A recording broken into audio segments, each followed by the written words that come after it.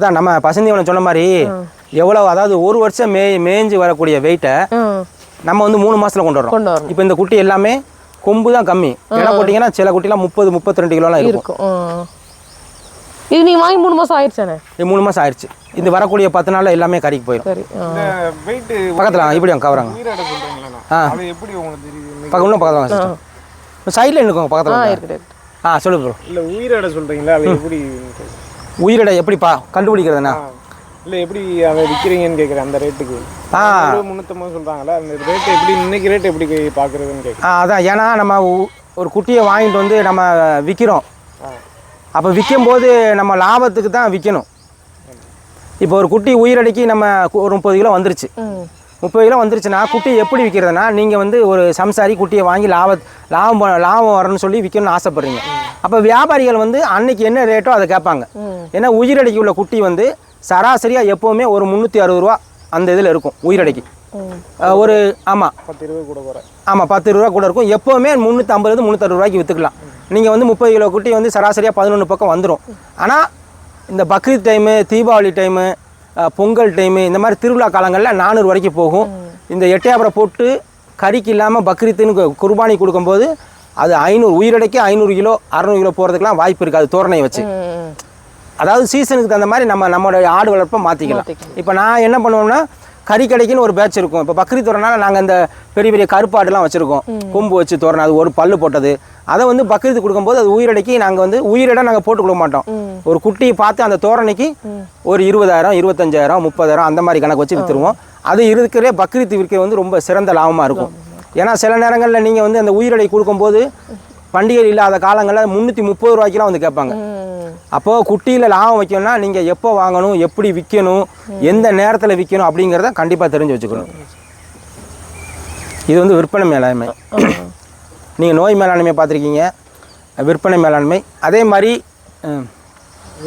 ஆமாம், எப்படி விற்கிறதுக்கு அந்த பஞ்சம் அந்த மாதிரிலாம் எதுவும் இல்லை. ஆடுகளை பொறுத்தளவுக்கு நம்ம அடிக்கடி வீடியோ பார்க்குறோம்.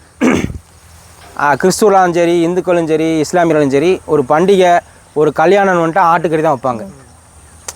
ஏன்னா பெரும்பாலும் மாடு மற்ற மிருகங்களுடைய இறைச்சிகள் பெரும்பாலும் இங்கே யாரும் சாப்பிட்றதில்ல.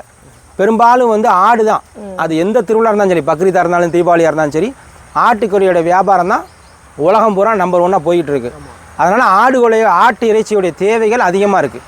ஆனால் இப்போ அதுலேயும் இந்த செம்பரி ஆடு, வெள்ளாடு 2 இருக்குல்லண்ணே. நீங்கள் செம்பரி ஆடு நீங்கள் செலக்ட் பண்ணதுக்கு காரணம் என்ன?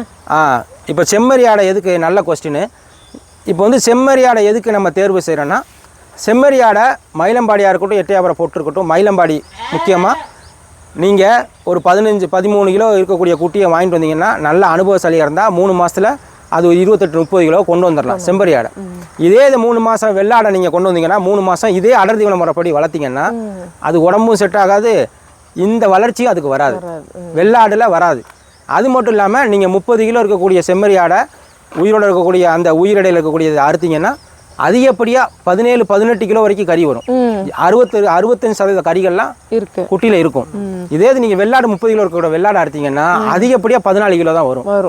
அதில் எலும்பு அதிகமாக இருக்கும், அதில் மாமிசங்கள் கம்மியாக இருக்கும். ஆனால் வெள்ளாடு வந்து ஒரு 50 ரூபா 100 ரூபா கூட தான் செம்மறியை காட்டிலும்.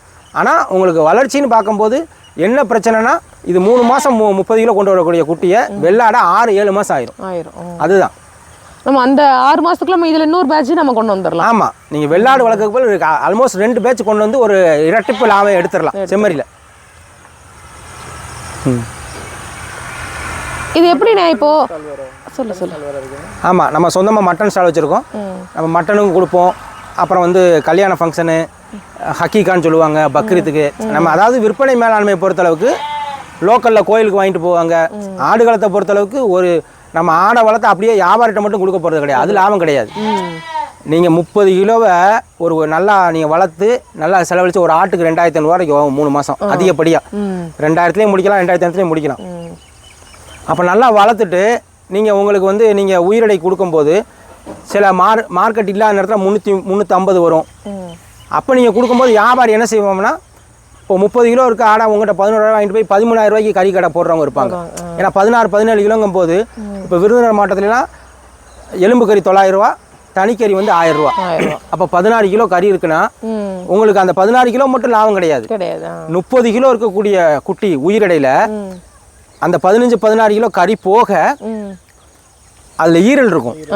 அது வந்து கிலோ 100 ரூபா. சில குட்டியில் 900 1 கிலோ வரைக்கும் இருக்கும். ஒரு ஈரல் 1000 ரூபா வரைக்கும் வரும். சில நல்லா வளர்த்த குட்டியில் 1 கிலோ வரைக்கும் ஈரல் இருக்கும். அப்புறம் சுவரொட்டின்னு சொல்லுவாங்க, அது வந்து 250 ரூபா 300 ரூபா. அது போக குடல், பெரிய குட்டி குடல் வந்து 2 கிலோ வரைக்கும் வரும். ராஜவளத்தில் 450 ரூபா குறைஞ்சது. அது மட்டும் குடல் மட்டும் 900 ரூபா. அப்புறம் பார்த்தீங்கன்னா உங்களுக்கு தலை பெரிய குட்டினா 250 300, கால் 4 கால் 100 ரூபா. அதுக்கப்புறம் பார்த்துட்டிங்கன்னா உங்களுக்கு வந்து நிறைய விஷயங்கள் இருக்குது. உங்களுக்கு நீ விடுபட்டது என்னது நுரையீரல், அது 100 ரூபாய்க்கு விரும்புவாங்க. இந்த மாதிரி இந்த உதிரிப்பாங்கள் மட்டும் பெரிய குட்டியாக இருந்தால் நல்லா வளர்த்துருந்தா 2000 ரூபா வரும். இது மட்டும் நீங்கள் ஒரு 30 கிலோ இருக்கக்கூடிய குட்டியை உங்களுக்கு இப்போ நீ வந்து அடுத்து ஒரு தீபாவளிக்கு எதுக்கோ உங்கள் வீட்டில் உங்களுக்கு கெசா போட தெரிஞ்சதாக இருந்தால் 11,000 ரூபாய்க்கு கொடுக்க வேண்டிய குட்டியை நீங்கள் கூட 3000 ரூபா வச்சு அதை கொடுக்கலாம். நீங்களே சொந்தமாக உங்களுக்கு கூலி 1000 ரூபா கிடையாது.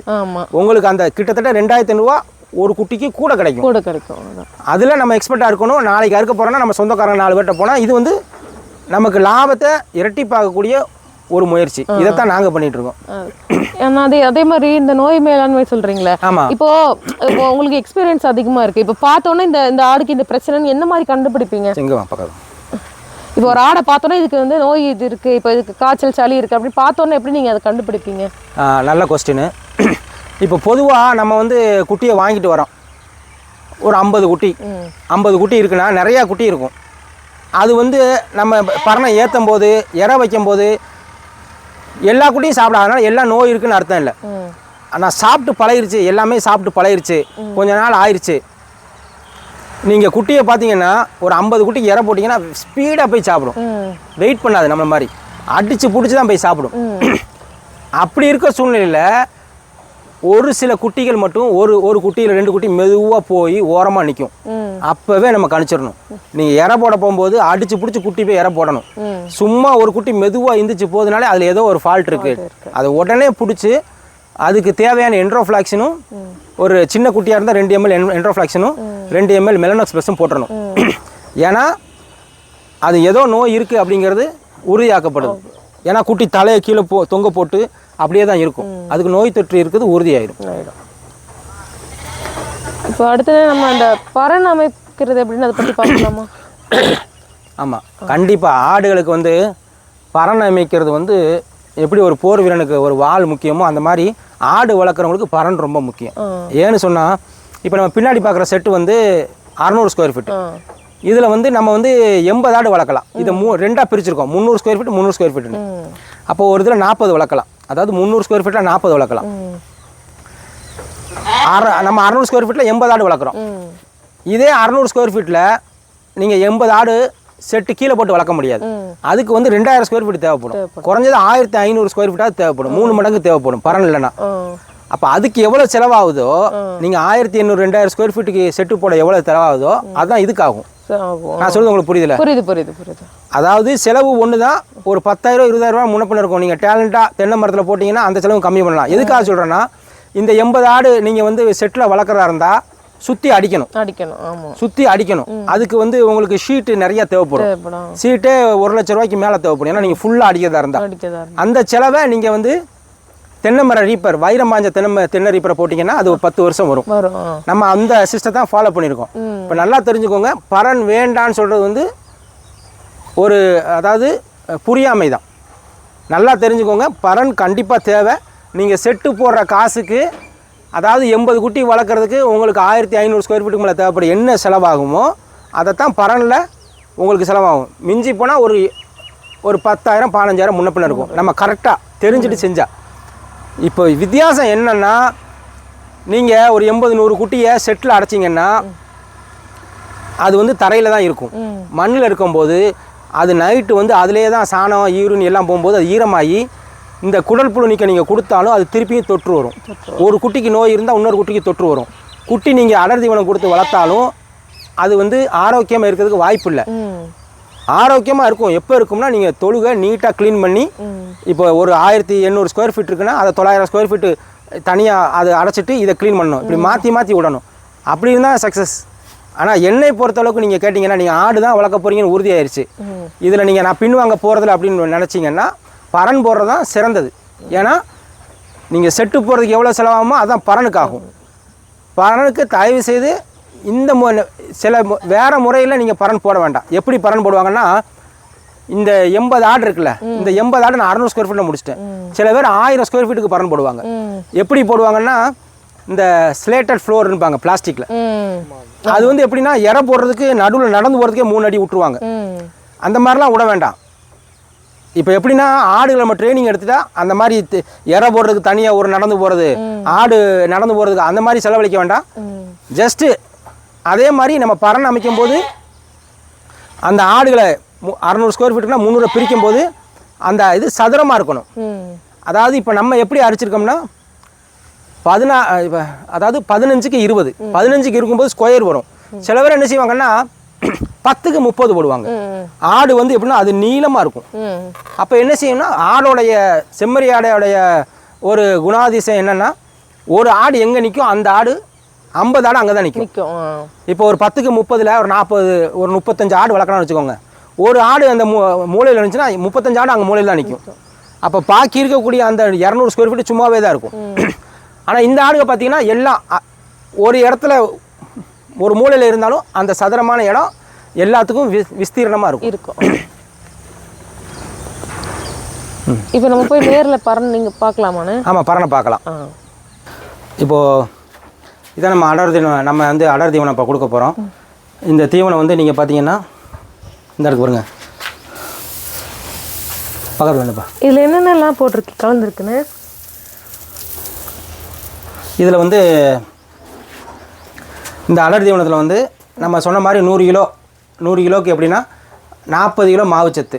40 கிலோ மாவுச்சத்தில் வந்து நம்ம ஒரு 25 கிலோ மக்காச்சோளம் உடச்சி போடுவோம். ஒரு 10 கிலோ வெள்ளைச்சோளம் முழுச்சோளம் போடுவோம். ஒரு 5 கிலோ அரிசி போட்டுக்கலாம் இருக்கிறவங்க. 40 கிலோ ஆச்சா. பாக்கி இருக்கக்கூடிய 30 கிலோ வந்து உங்களுக்கு வந்து புரதச்சத்து. நம்ம இந்த கடலப்புண்ணாக்கு இருக்கா, நிறைய கடலப்புண்ணாக்கு போடுவோம். கடலப்புண்ணாக்கு நம்ம தூத்துக்குடியிலேருந்து வருது இந்த கடலப்புண்ணாக்கு. சரியா? ஏன்னா கடலப்புண்ணாக்கு வந்து ஒரிஜினல் ரீட்டைலில் வாங்க வேண்டாம். அது வந்து சீசன் நேரத்தில் 60 ரூபாய்க்கு போகும். இது ஆடுகள் திங்கிற மாதிரி இந்த குவாலிட்டி இருந்தால் போதும், நமக்கு வாங்கிக்கலாம். அதுக்கப்புறம் தேங்காய் புண்ணாக்கு போட்டுக்கலாம். அதுக்கப்புறம் நீங்கள் புரதச்சத்தில் பார்த்தீங்கன்னா பருப்பு வகைகள், மட்டை பருப்புன்னு இருக்குது, நிறைய பருப்புகள் சேர்ந்தது இருக்கும். அந்த பருப்பு வகையில் போட்டுக்கலாம். இது 30 கிலோ ஆயிடுச்சுன்னா பாக்கி இருக்கும் 30 கிலோ நார்ச்சத்து. நார்ச்சத்தில் வந்து நீங்கள் வெள்ளை துவரம், சிகப்பு துவரம், பட்டாணி தொளி, கொண்டக்கடலை தொளி, இந்த மாதிரி தொளி வகைகள் எதுனாலும் சேர்த்துக்கலாம். இது சேர்ந்தது 100 கிலோ. இதை நம்ம கணக்கு பண்ணி 4% குட்டிகளுக்கு காலையிலையும் சாயந்தரம் வச்சுக்கலாம்.